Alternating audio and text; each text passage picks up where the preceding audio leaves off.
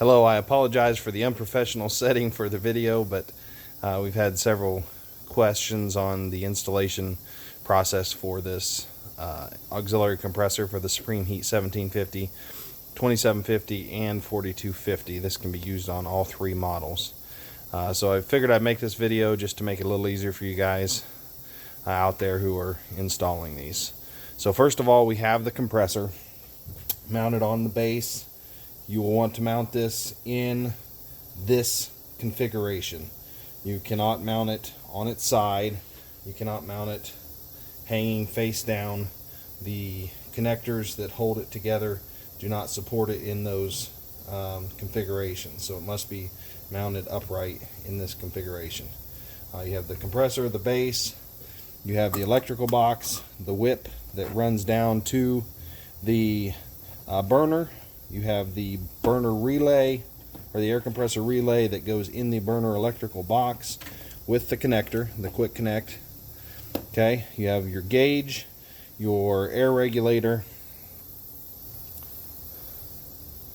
zoom in a little bit, your cross, your adapter from 1/4 inch to 1/4 inch OD tubing, your air breather.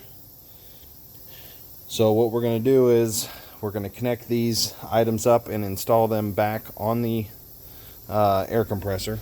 So first of all, you'll remove this cap from the exhaust tube, install the nipple, close nipple, install the cross on there as well. Now, best practice would be to use some Teflon tape or some pipe dope on these fittings.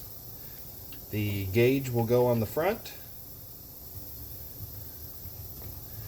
Once installed, do not forget to vent the gauge with the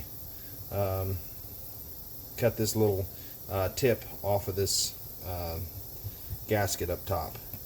Your air regulator will go in the top, and this is adjustable simply by tightening or loosening this nut here and then lock it in place with the nut. Your adapter goes in the bottom.